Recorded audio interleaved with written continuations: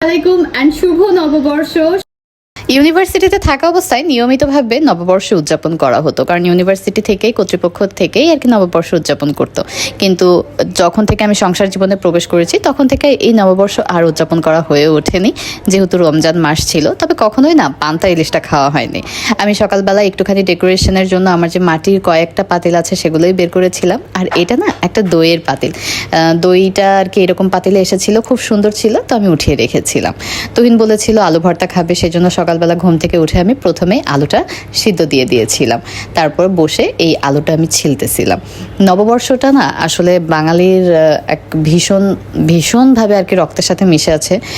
ধর্ম বর্ণ নির্বিশেষে সবাই কম বেশি এটাকে সেলিব্রেট করে।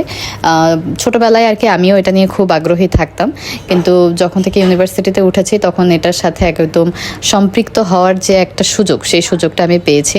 তারপর ইউনিভার্সিটি শেষ করার পরে যখন আমার বিয়ে শাদী হয়েছে, বেবি হয়েছে, তখন থেকে না এটা রমজান মাসের ভিতরে চলে গিয়েছে। এবং রমজান মাসের ভিতরে যে কয় বছর গিয়েছে, 5 বছর মোটামুটি, তো সেই কয় বছর আমি কোনোবারই আর কি এটাকে সেলিব্রেট করার মতো কোনো স্কোপ পাইনি। এবং রমজান মাসে আসলে ব্যস্ততাটা অন্যরকম।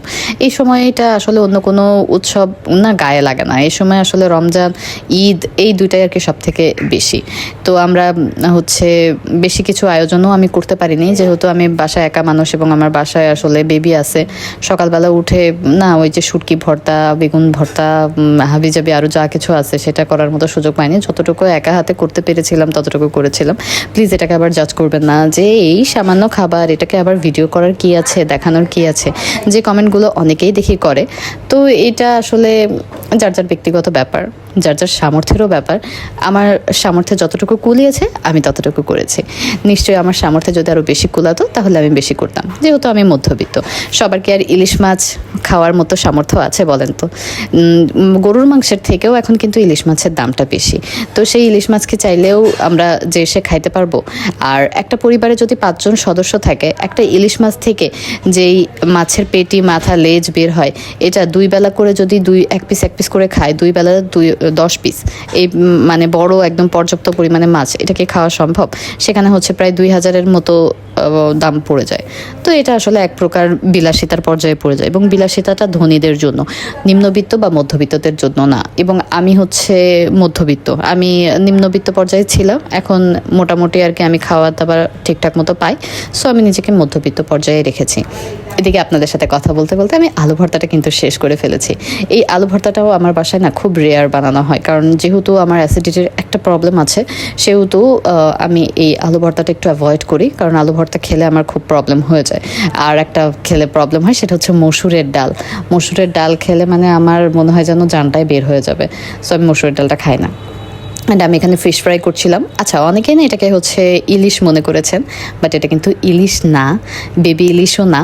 এটা অন্য কি যেন একটা মাছ, মাছের নামটাও আমার মাথায় আসছে না। অ্যান্ড আমরা এই মাছটাকে কিনে, যেহেতু অনেক কাটা থাকে, এটা না রান্না করে ওইভাবে খাওয়া যায় না, এই জন্য এটাকে আমরা ফ্রাই করেই খাই। আর এখানে হচ্ছে আমি এই যে ডেকোরেশন যতটুকু করেছি, আমি হচ্ছে এগ ফ্রাই করেছিলাম একটা। তুহিন বলেছিল যে পান্তা ভাতের সাথে নাকি এগ ফ্রাই খুব ভালো লাগে, তাই আর কি একটা এগ ফ্রাই করেছিলাম, এবং এই এগ ফ্রাইটাও না অনেক ডিলিশিয়াস ছিল।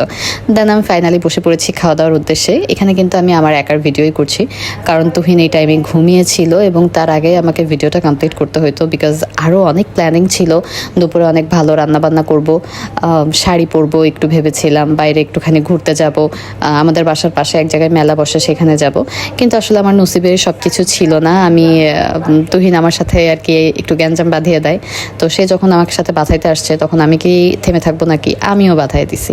বাঁধাই দেওয়ার পরে আসলে ম্যারিড লাইফে না এই সমস্ত এনজয়মেন্ট, এই সমস্ত প্ল্যানিং প্রোগ্রাম করা, এইসব ম্যারিড লাইফের জন্য না। আপনারা যারা অবিবাহিত আছেন তারাই আর কি আপনারা আপনাদের লাইফে এটাকে এনজয় করে নেবেন, ছেলে এবং মেয়ে উভয়ের জন্যই বলতেছি। কারণ এই যে বিয়ের পরে কখন আপনার লাইফে ঝগড়া লেগে যাবে এবং কখন আপনার জীবনের সমস্ত কিছু ব্লান্ডার হয়ে যাবে তার কোনো নিশ্চয়তা নেই। এবং এই ব্লান্ডারে সব থেকে বেশি ক্ষতিগ্রস্ত হবে আপনার বেবিটা। যার কারণ হচ্ছে আমার বাচ্চাটাকে আমি গতকালকে বলে রেখেছিলাম, বাবু তোমাকে আমি আজকে মেলায় নিয়ে যাব, এবং সে আর কি ডিসাইডও করে রেখেছিল যে সে মেলাতে যেয়ে কী কী কিনবে। বাট তারও এই জিনিসটা মিস হয়ে গেল, সেও যেতে পারলো না। মধ্যেখান দিয়ে আমারও মিস হয়েছে, আমারও আর কি খারাপ লেগেছে। তারপর মনে হলো নসিবে এটা ছিল, দ্যাটস ওয়াই এরকমটা হয়েছে। সো এনিওয়ে, আশা করি আপনাদের নববর্ষ অনেক ভালো কেটেছেন। কে কোথায় ঘুরতে গিয়েছেন সেটা অবশ্যই জানাবেন। অ্যান্ড পান্তা ভাত খাওয়ার পরে প্রচণ্ড ঘুম আসতেছিল, তাই চা খেয়েছিলাম। ধন্যবাদ সবাইকে।